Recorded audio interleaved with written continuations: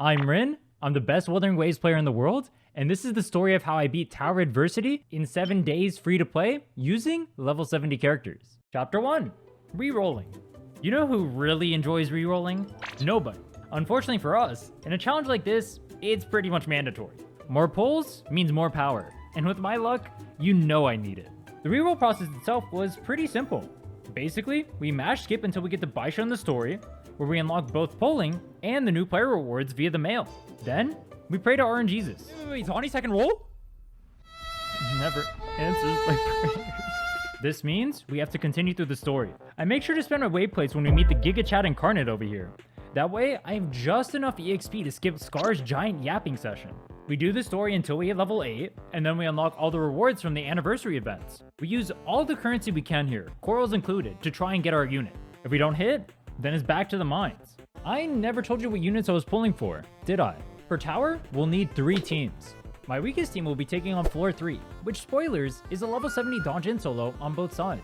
This leaves my strongest 2 teams to beat both middle tower and the floors of left and right tower, with middle tower being 10 levels higher than the side towers. Under normal circumstances, no level 70 character would be able to clear this. Luckily for us, Kuro Games is a gacha company to their core, because this buff I see on middle tower right here is the most unethical damage increase I've seen in my life. It basically doubles the damage of Zani, the current banner unit, which means we're forced to take her for this challenge. This makes Phoebe our next massive pull. She pairs extremely well with Zani, and her open world is by far the best. Wait, I don't do that? The best open world unit is on banner, and you're making me 100% the map without it?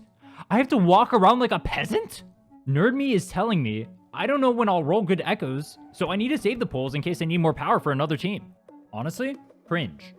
5 hours in and there was still no Zani in sight. 5 hours of gameplay is normally nothing in a run like this, but when you remember I still had to play the account for the day and reset was coming soon, I had to make this my last run. Out of desperation, I named the account No More Reroll and made this my last attempt. Variation? 5-star? Emerald Genesis? Alright, come on. That's so many pulls. Let's pop off here. The one time. Wait, really? Hitting in 5 hours here is actually technically better than average luck, at least according to my napkin math. The early Abyss Surges and EOG were cool, but not really needed for the run.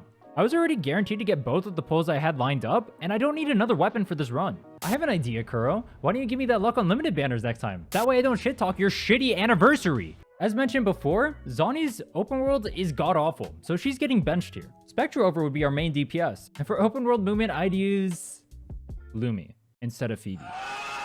Lumi has an interesting sprint mechanic that allows us to move much faster in the open world.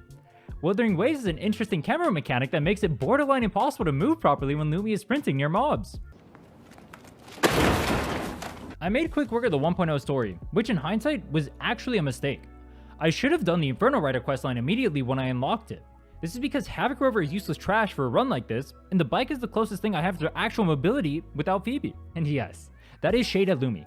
I hate using her, and I want everybody to know it. Thankfully, the 1.0 main story only took about 2.5 hours to beat, so not much time was lost there. Inferno Rider got gapped soon after, and we used them to ride up the highway to hell, which honestly would be a pretty good name for this challenge.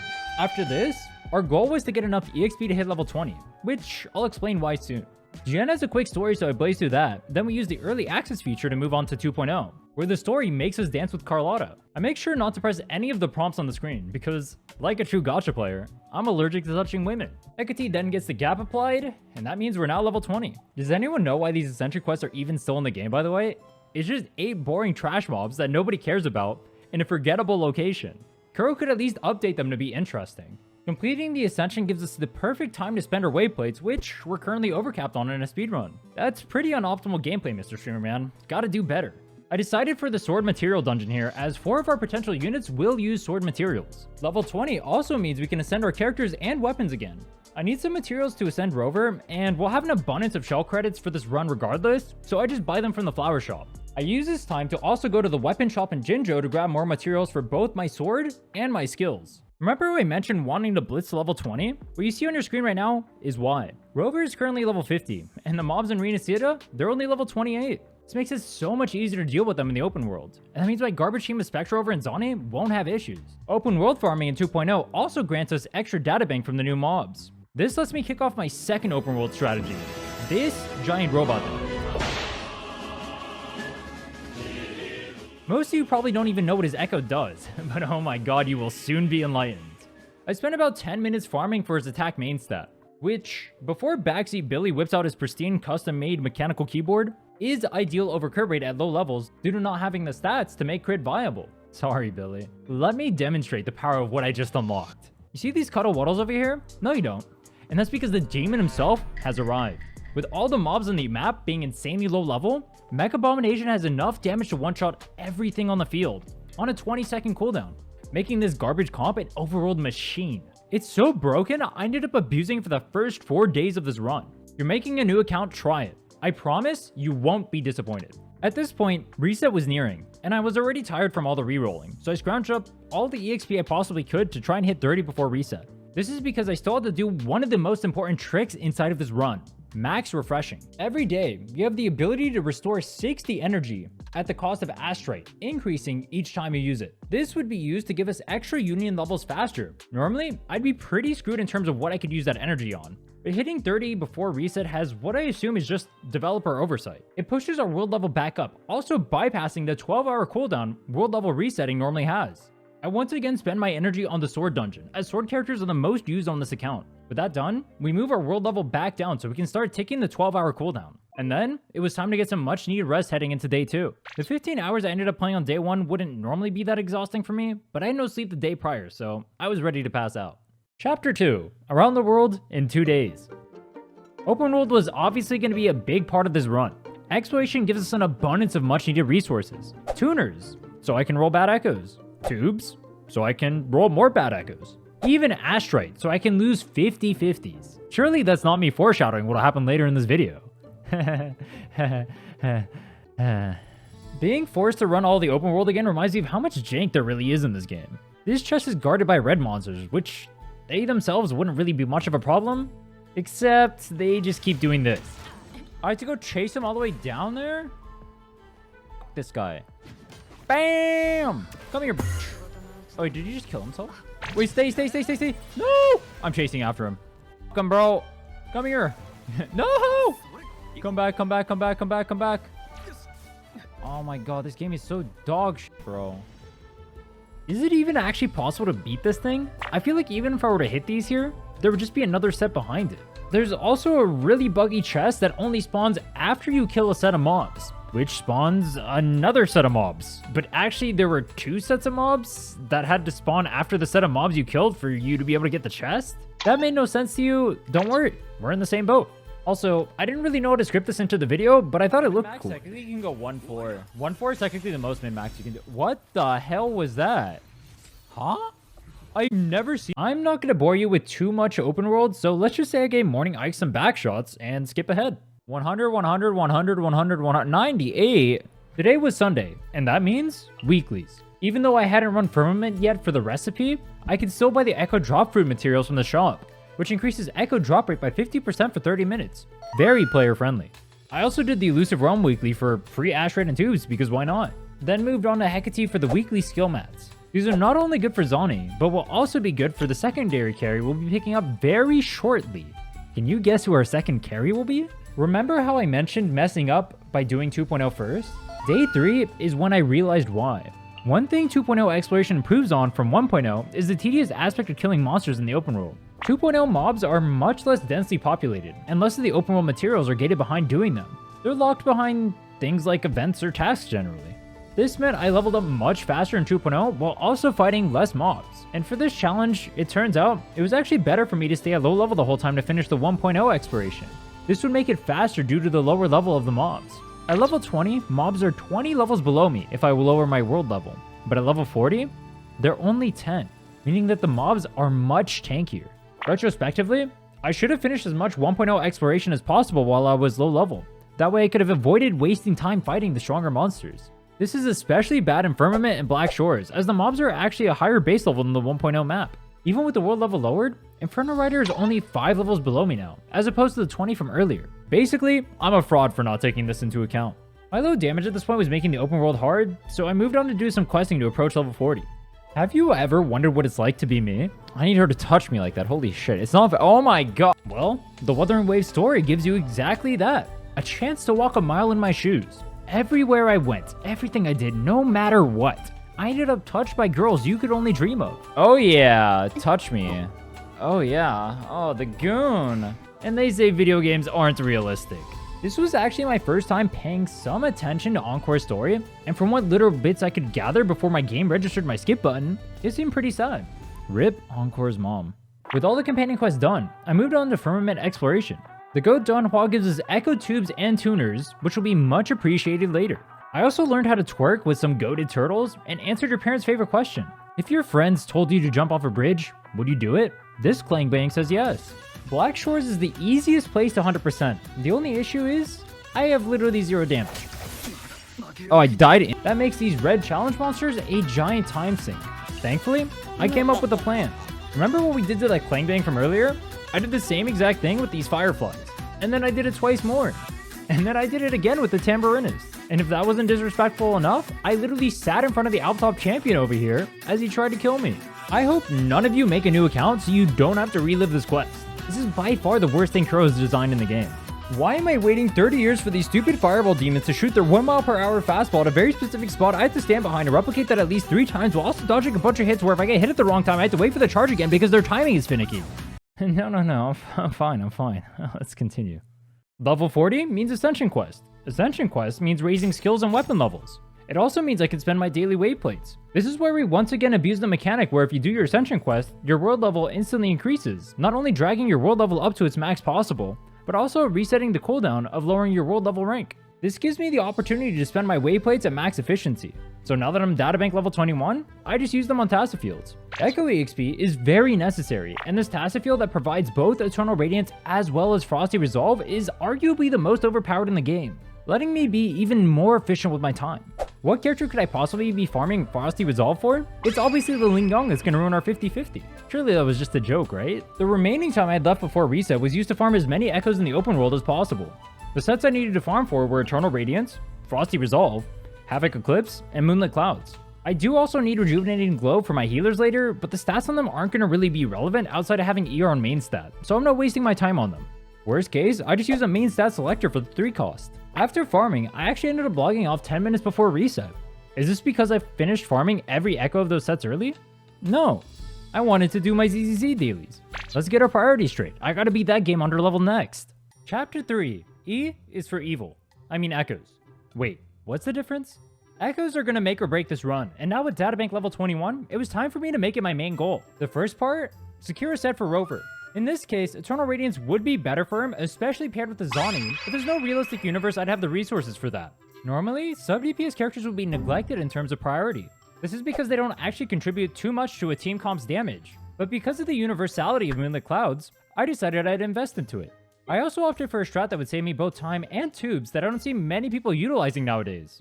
I was gonna go 4-4-1-1-1. Side note, this part was written long before Cartetia released, and I think it's funnier to leave it in, so it's staying. This would make the set even more universal, making the same set viable for any character who wants to use it in the future, which actually ended up being an even better plan than I imagined, but more on that later. Going 4-4-1-1-1 also opened access to either Heron or Bell as my buffing Echo, which lets me transition between either Hyper Carry or Quick Swap depending on what I want to pair it with. As for the thought process behind actually rolling the Echoes, I'll let someone smarter than me explain. Good Echoes being important is common sense, but just how important are rolls beyond double crit? To put things into perspective, losing a single roll of damage bonus or main stat percent across all 5 Echoes can equate to roughly 3/4 of the same damage loss as going from a signature weapon to a standard one. On top of this, the difference between a min to max roll of crit or crit damage is roughly equivalent to a mid roll of main stat percent. Yes, crit rolls are the most important to prioritize by far, but understanding how subset weights differ between characters is crucial to min-maxing what you want to invest in. With that advice in mind, I was able to hit some pretty good Echoes, which basically ended up doubling my damage in the overworld. 100%. Oh yeah, brother. Did you really need to explain that part for them, Rhinne? You'll notice I'm actually not using Echo drop food as I'm farming. We're limited to only 10 for the whole run, so I wanted to save them for when I have more damage, and potentially even another carry besides Zani. She just sucks for the open world. I took the time to start enhancing some extra echoes for our upcoming carries as well. That was a good point for me to finish the rest of the open world exploration, which included my least favorite part of the game.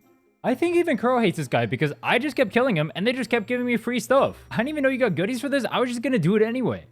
Did you know if you pop every balloon in Carlotta's story quest, you end up with a giant chest? Yeah, me neither. Thanks, guy in chat. I've always loved jumping puzzles, I just wish we had more sequences like this. They kind of remind me of Jump Quest and Maple Story.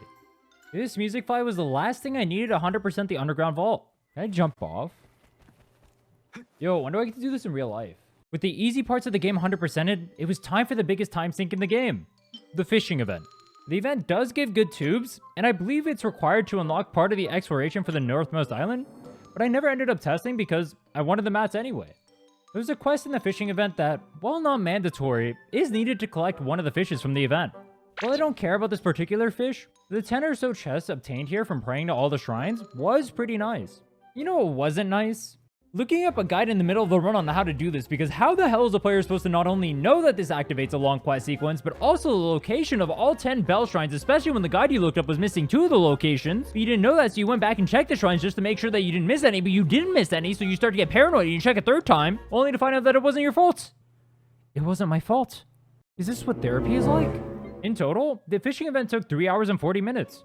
I'm sure if you're playing the event to enjoy it, that would be great, but that just wasted a 4th of my day. After hitting level 12, we claim some extra rewards and buy out the gondola shop. With the map done, we have 2 major goals left. Gather any extra resources laying around the map, and fix our god-awful echoes. Red mobs in the open world were an easy start. They give EXP as well as tubes and tuners. It's just, we do no damage to them. These Fey Ignises took 6 minutes for me to clear, and only gave a measly 50 EXP in return? I think that's a scam. A neat trick you can do for databank merging is to select HP, healing bonus, and defense on every set, and then merge them all, leaving only the damage pieces remaining. If you have Cartetia, obviously keep the HP ones on her set as well. Chapter 4, Crash Out of the Century. The Echo luck so far this run has been abysmal. It's miss after miss, and the ones suffering the most were my tubes. This is all I had left with the whole map 100%ed and most of the shop spot out, and I barely had any echoes. And you can tell how much I was enjoying it. In situations like this, it's often best to take a break, which is what I did. There were some quests available to me still, so I ended up doing them all, including the ones that didn't give EXP. Maybe there were more hidden quests like the Bell Crab Shrine from earlier that were gated behind quest completions. Maybe I was coping because if I see another echo enhancement menu on my screen anytime soon, I'd crash out. The quests did lead to some pretty cool parts. Like, I don't think that the devs intended for me to have this giant turtle boss summon by the time I completed this one. And this Black Shores quest brought me to surf and see these nothing specials. Speaking of surfing, you can't tell me that this isn't the worst feeling in the game that doesn't involve gambling. Did you know that you can AFK every flying sequence? Well, except this one. Even in silence, he speaks volumes. Rhinne Sita's stamp event gives an insane amount of rewards, the most important being the supply packs. They'll let me focus more on farming Tassafield so I can get more tubes. Oh god, he's gonna crash out over the echoes again. As cute as the cubes were for this event, I didn't really care much for it. The gameplay was super drawn out, and not really what I play Wuthering Waves for. It also doesn't do itself any favors by taking a few hours to complete when I'm trying to speedrun a game. Honestly, I got pretty bored of my screen being littered by every projectile known to man, so I only went up to level 18, which gives us a large majority of the rewards, and used the extra mats for this and the stamp event to complete my Zani skills. At this point, I was just mainly trying to make sure I got the characters that I wanted from the banners changing tomorrow. Knowing my luck in gacha games, I knew I'd probably go all the way to Pity, and a rat would probably show up too. I took some time to farm some extra Astrite to make the session go as smoothly as possible, regardless of whatever Hex Kuro put on my accounts. Did you know that every single one of these lights gives 5 Astrite? That's a total of 60 Astrite in here. That's like a third of a pull. Before you comment asking where it is, it's part of the Avionium exploration quest. I got you. You may have noticed that during this run so far, I haven't been doing my journal entries. This is because the extra EXP equates to higher world levels, which makes monsters even harder to kill for my no damage team. But now that the whole map is 100%ed, it's open season. I down level 1 hair into the hologram for the journal entries, and then I let it rain in EXP. Part of the guidebook quest involved me clearing early tower. I want the Ashtray for our upcoming pulls, so there's a nice overlap in our goals right now. I used Spectre Rover and Verena on one side, and I used Mortefi and Zani on the other. Both sides were easily able to full clear, even with their garbage echo rolls. I still wanted more Ashtrays, so I looked for any funds I could think of. I cleared all of the easy holograms, and finally claimed my tutorials and achievements that chat kept pressuring me about. This took about 8 minutes of straight clicking, by the way. Luckily for you, you don't have to click for 8 minutes straight. Just one on the subscribe button will do. Maybe the notification bell too? 37,128 asteroids saved for the upcoming banner, 2.5k of which just came from those achievements alone. Not bad, but keep in mind I just soaked up 90% of the attainable asteroid in the game. This would have to last me until we clear tower, and that includes doing the daily max refreshes. Day 5 was winding down and I had nothing to show for it. Echo after echo was enhanced, until I came across a piece with amazing potential. 10.5 crit rate, the highest roll possible. It would be such a shame if... 0 upgrades. That was my total progress for the day. On a fresh account with no echoes to start off. I'd already farmed all the important echoes in the open world, but I decided I'd give it one last shot. So I went to the Sentry Construct. Hours passed here. First, it was 2. Then it was 4. One by one, I killed the Sentry Constructs, as they rolled dud after dud after dud after dud. I farmed not 100, not 200, not even 300, nope, not even 400, more than 500 kills, 284 total echoes just to hit this piece, with 3 deadlines in it, low crit rate and low crit damage. This piece was garbage. Those 4 hours, I'll never get back. My tube situation completely ravaged. I rage quit my stream, because in that moment, I wanted to give up. Why put in all this effort? Why is it that I enhance properly on every account and I end up with 0 echoes anyway? Why do I even farm my ass off if I'm just gonna lose every 50-50? All this effort, all of this work, only to get screwed at every turn, and for what? So I can get 1,000 views on my next upload? Oh, it's so that 10 people can show it to my next live stream. It's futile, bro. Just give up. You'll never make it. And maybe the old me would have fallen for that. That's why I had an honest conversation with myself. Was this really all I wanted out of this? I wanted to quit because the game was giving me bad RNG? I wanted to stop making content because my effort wasn't reflected in my view count? Quitting now would solve nothing. If anything, putting more effort into persevering during these times would make me just that much better. That's the same mentality that made me a world champion, so why would it be any different now? It was time to test that resolve. I couldn't control what Kuro gave me in terms of RNG. I could only control what I did with said RNG. And I was going to make the best of it. Any out I still had, any way I could get more resources, I would. Every nook and cranny searched, every Captania slain. With the whole map pillaged, it was time to enhance again. Only one Captanius had Spectro damage bonus, but these rolls would change my account's destiny forever. Obviously, that was a joke. We all know I don't hit. But something did change. I wasn't phased. I cared not about the result, but the process which I used to get it. I carried on. I rolled another 10.5 for the mysterious character. Would this break my streak of not hitting? No. But I was still determined to make it work. And you can see that in my reaction to missing yet again. While I'll be neglecting my healer stats for this run, they still need energy regen. I enhanced 2 energy regen main stats on the rejuvenating sets of plus 25, that way I know exactly how many tubes I have left for the remaining carries. For the same exact reason, I ended up leveling variation here too. At this point, I was too tired to continue, so I called it here for day 5. Even though I didn't make much progress coming back, I was able to recover my mental.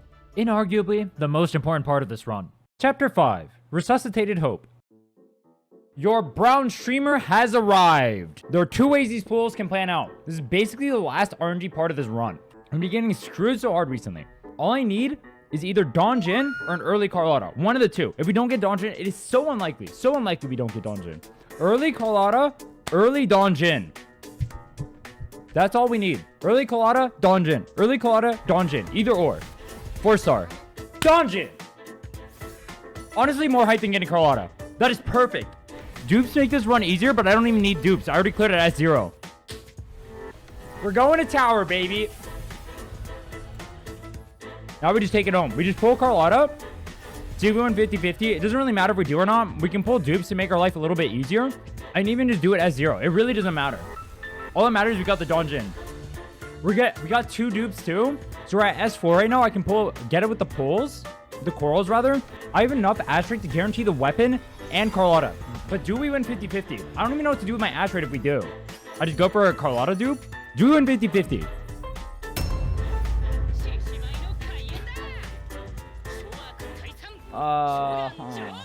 That's hilarious, bro. What a cool Glacial unit. I'm so glad we won the 50-50. Give it up for the best Glacial unit in the game. Extra rewards 30. Good job. Good job, Kuro. Thank you so much for that. More Donjin dupes, okay. A more Teppy dupe. Backpack full. Oh, I have too many weapons.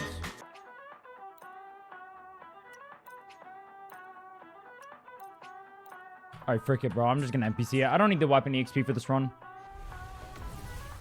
I love gambling. Yay, gambling. Yay, give it up for gambling. Yay, gambling. Dao Chi. That is also a useless character. Can we just give me Carlotta? Thank you.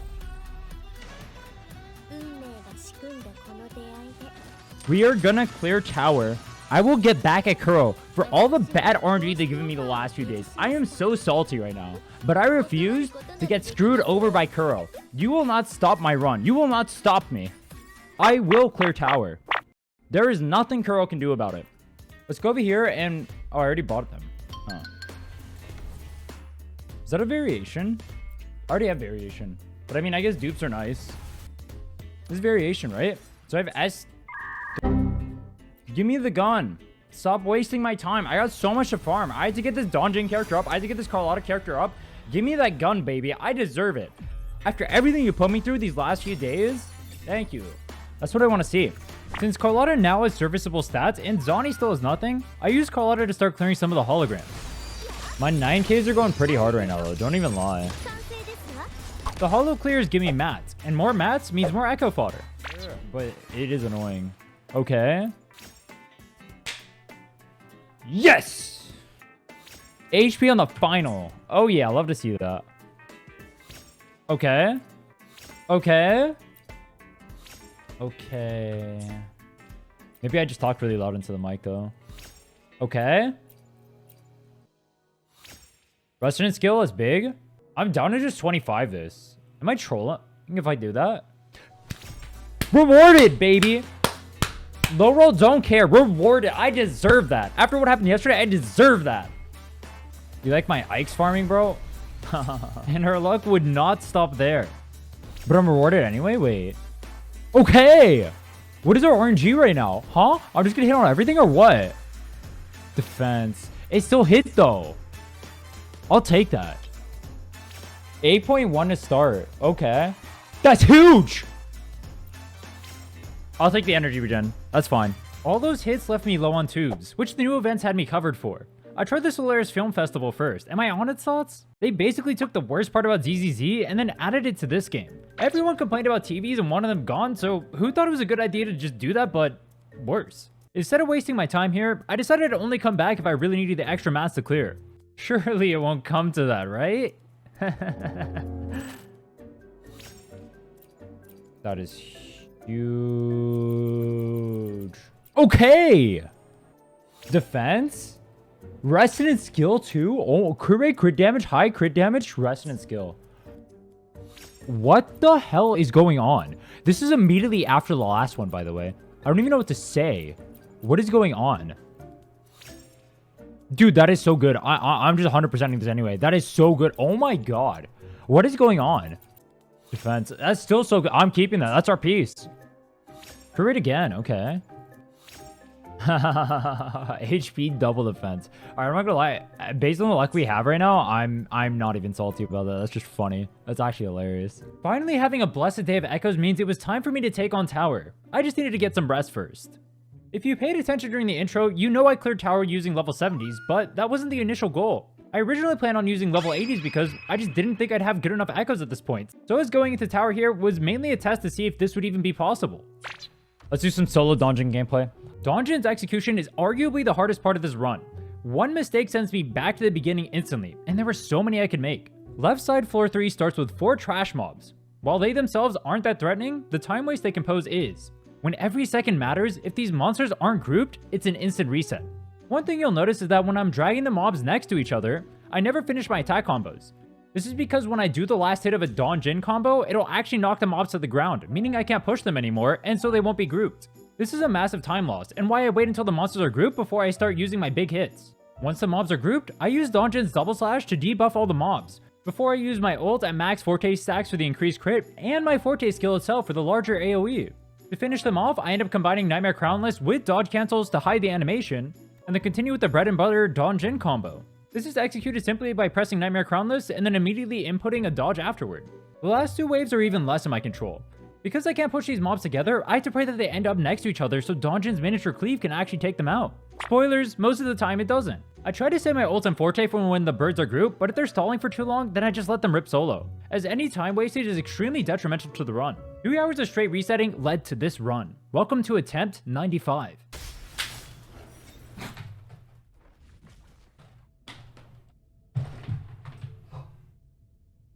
Right side floor 3 is just as difficult. 2 chop chops right next to each other. They're easily in the top 3 for the most annoying mobs in the game, and they sure as hell aren't 2 or 3. You have to spend the entire fight watching both of them, as either of them can launch a multi-hit attack at any time from any distance. My goal for this fight was to manipulate the AI to stack on top of each other, so I can cleave them as much as humanly possible. Chop Chop, however, is notorious for spin dashing away at every possible moment. So my solution? Dodge into the attack and follow them to the other side of the map. This gives me free time to hit the Chop Chop who is now dazed, and forces the other Chop Chop to either laser, which is a useless move, or dash into me, giving me 2 more dodge counters and a great opportunity to AoE both while one is stunned. There's a secondary benefit to the strategy too. Chop Chop's most annoying attack is the virtually instantaneous shield. This thing is basically unreactable. The animation for this is so hidden by him barely crouching that you have like 0.25 seconds to even notice it. This is literally an impossible task when you have to keep eyes on both of the Chop Chops and still track their normal attack patterns. Just know that this is what single-handedly bricked more than half the attempts here. I'd ran this so much that I became familiar with his attacks and their hit windows, so you'll even see me squeeze in extra hits knowing that I'm still invincible from the dodge counter, or even attacking when I see their animations start because I know exactly what hits I can get in before they end up hitting me. I spent way too much time on this fight, and this right here is proof. Could I have just used Mortefi and made these much easier? Probably. But ask yourself this. Would you even consider this a subscribe-worthy video if I didn't include a Giga Sweat Donjin solo? I wouldn't either. Thankfully, floor 4 gives us a bit of a cool-off here with the easiest floor out of all the challenge floors. The 10% glacial resistance reduction and the free buffs for Carlotta made it way too free. I was even able to put Baisha over here instead of Rhinne, so I could potentially even use Rhinne for the middle tower, because the Carlotta was so overpowered. After only 3 tries, I was able to kill the Inferno Rider. I guess that's what happens when they're shilling an already broken unit. I decided to tackle the middle floor next. My original plan was to duo middle tower with Zani and Rover, but I only confirmed that this would be clearable on level 80, not 70. I'm missing a massive amount of damage from the level differential here, as damage to enemies is not only calculated based on your talents, but also your level relative to theirs. To down the dragon, I enlisted the help of another dragon. Except, for some reason, this game makes it so dragon resists dragon instead of being super effective. As a Pokemon World Champion, that's not really making sense to me. So yeah, I didn't end up clearing. Mortefi actually ended up offering less here than I expected, due to the massive 100% damage bonus Zani got from the tower.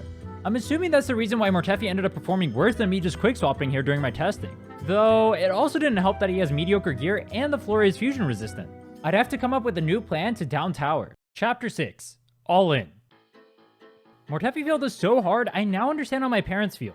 But what that run did show me was that in front of me, I had 2 paths. I could play this a safe way, guarantee a clear a day before the previous record, ensuring I had the resources when I hit level 50 to max out all of my characters. Or, I could put it all on the line right now, blowing out the previous record by a whole 2 days. And if we're being honest, I made that decision the second it crossed my mind. Zani was in desperate need of upgrades, and the most realistic way for me to get them was the one thing I hated most. The plan has changed. Today, we're going to do 2 things. We're going to pull Tragic Comedy and we're going to pull Chun-Li. I am ditching Carlotta. This is what we're doing first. I aim for this. I guarantee I clear middle tower and I can reset enough to clear on Carlotta. I trust myself to play it better.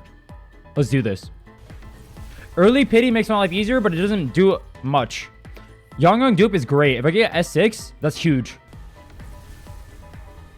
Okay. There's a lot of corals. Corals help us too. Corals help us get more pulls. Tragedy. Let me double check my pity. This is actually going to matter. Okay, I'm exactly at 30, so we're exactly at 40. I'm going to be doing singles because I need as many pulls as possible.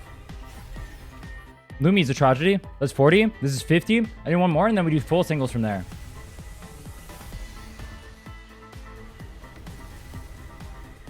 That's 60. This is fine. We're doing singles now.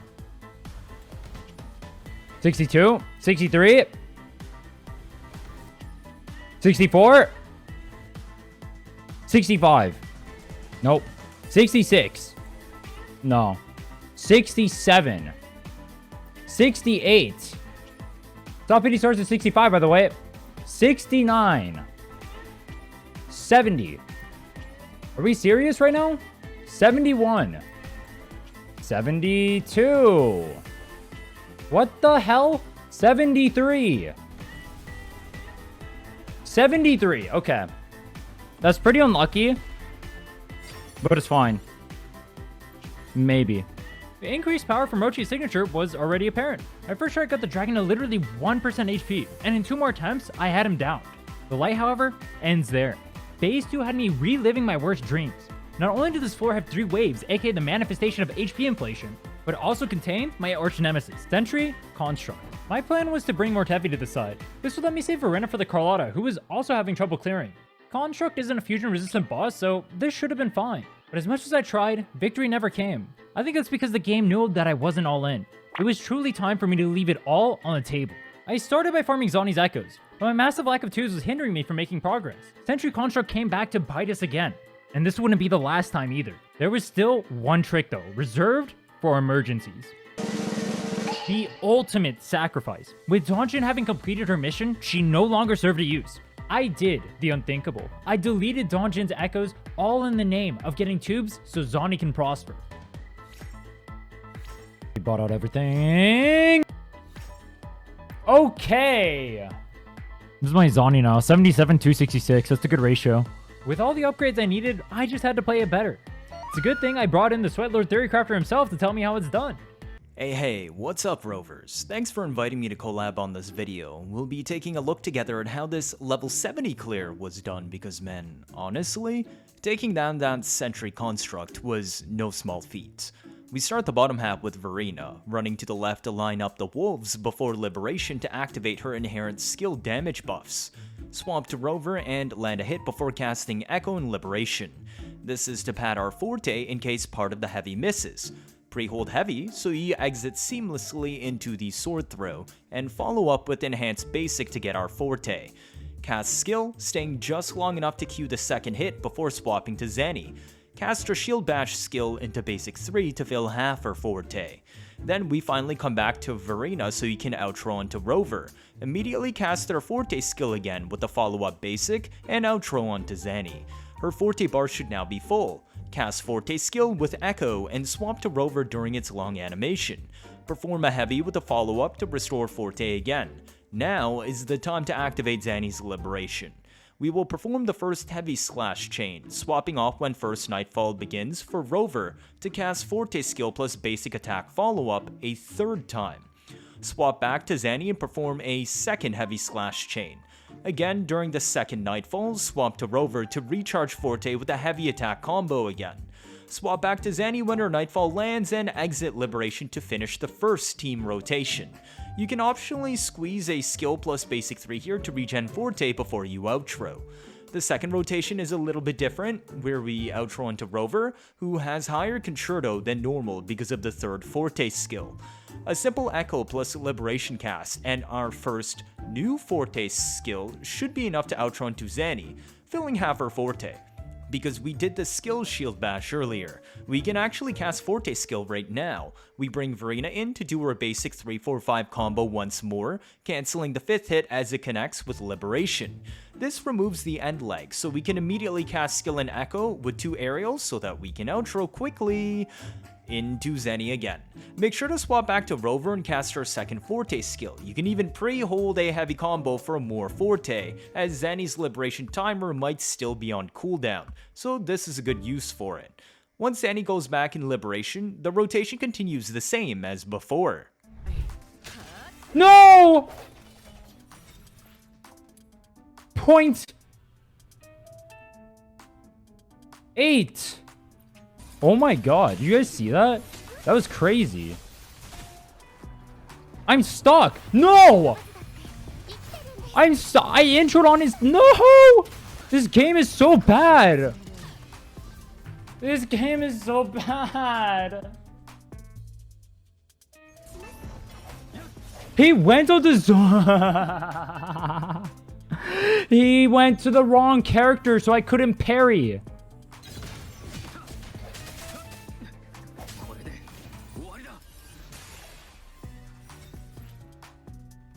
It took 3 hours of grinding to finally clear it, only for this to happen. Oh!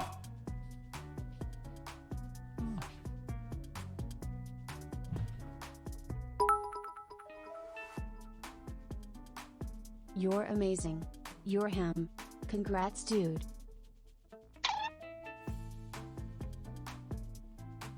I could stop there. No one would even fault me. I just say that I cleared it. I did beat it, even if it didn't save. But I can't roll that way. It would abandon my sense of righteousness. Even fatigued from the previous attempts, I carried on. Hour after hour, to repeat the glory yet again. Except even a clear would be bittersweet. One last challenge remained in my way. A stupid monkey and his 4 bodyguards. My original plan here was to use Young with the Carlotta to clear this. Young was here to group the monkeys for consistent runs, but Carlotta is down about 20% damage from my test due to being level 70 instead of level 80. So our game plan had to change. This is where Chun-Li, our final ace, comes into play. But this isn't the Chun-Li you know. Remember how I barely had any tubes to get Zani and Carlotta's gear raised up? Well, I don't exactly have the resources to farm a new set for Chun-Li right now. My only play was to give her an Emerald of Genesis and the 4-4-1-1-1 Moonlit Universal set that I'd farmed for Rover. The damage drop-off was massive, but maybe the extra buffs Chun-Li would give Carlotta could make up for it. I went with Belle instead of Heron here for the Echo of Choice. This is because I can use Belle to add Chun-Li's damage as well, whereas Heron only applies to Carlotta, and will be lost upon quick swap, which is another thing we do in this comp. Speaking of comp, I couldn't find a rotation that showcased Baisha on this team, so I kinda YOLO'd a rotation for this. It looks like this. Carlotta leads with her heavy attack, followed by basic attack 1, 2, 3. This is enough to give her a Forte fully stacked after an intro. Chun-Li is immediately swapped in, pressing Belle and animation canceling it with her ultimate. Using her Forte skill, then dipping into Baisha. Baisha normally has an animation to act here, but by casting her ultimate the second she swaps in, we can bypass that, saving crucial time over the multiple rotations she will be in. Due to variation being R5, we execute a basic attack auto chain, pop Fallacy right before her skill for the extra energy regen, and then outro into Carlotta, who now has the buffs from Rejuvenating Glow, Belle, Fallacy, and Baisha's outro. With Carlotta introed in, she double presses her skill to backflip over the enemies, holds her heavy to use Forte, and immediately follows with her ultimate. Notice how I am not quick swapping during this point, as I don't want to lose Baisha's buffs here. Carlotta pumps 4 times into the monkeys, uses her final hit, and then presses the skill before outroing back into Chun-Li. Chun-Li uses True Sight Phoenix, followed by her skill, and then swaps back into Carlotta to use the Sentry Construct Echo. Then, we once again swap back to Chun-Li, who uses True Sight again, followed by her skill, and then swaps into Baisha, who casts ultimates if available. If not, she builds up her Forte stacks, then swaps back into Chun-Li, who obtains her 3rd Forte stack here, moving immediately back to Baisha to build her outro. For the rest of the run, Baisha is now buffing Chun-Li. Chun-Li then uses Forte. I wait for the whole animation instead of swapping her to keep Baisha's buffs on. We cast Belle, animation canceling it with our ultimate, cast her 2nd Forte, and then outro into Carlotta, who now is buffed by Moonlit instead of Baisha's outro. Now it's time to gamble one last time. Come on, baby. Bring it home for me, Carlotta. Most broken character in the game. Zani who? Yes. Good start.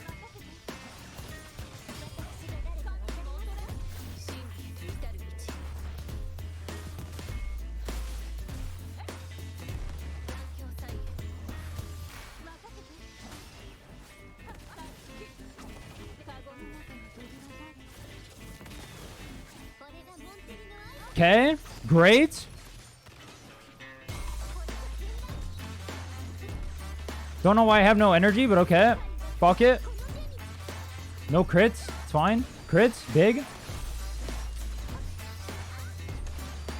Come on, crit! Yes!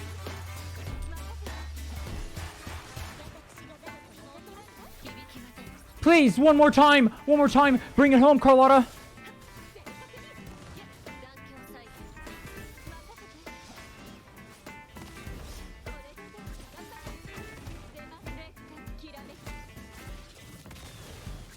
Carlotta, please crit. I don't even know if this is enough, but please do it. Do it. Please. Yes. He's broken. 10 seconds left. Crit. Yes. I clear. Come on. Please. Yes. 30 out of 30, baby. I will not cancel. I'm that guy. Day 7, 30 out of 30. Free to play. Fresh account. Wow. Just wow. A seat fit for a king. And a crown atop my head. I have slain Wuthering Waves. Thanks for joining me on the journey. I don't know what to do next. I think a great place to end it all. 7 days of non-stop playing. Almost 100 hours in this game over the course of 7 days to beat it. It's a vacation. I gotta edit this video. Do you know how hard this is gonna be? It's 100 hours of footage.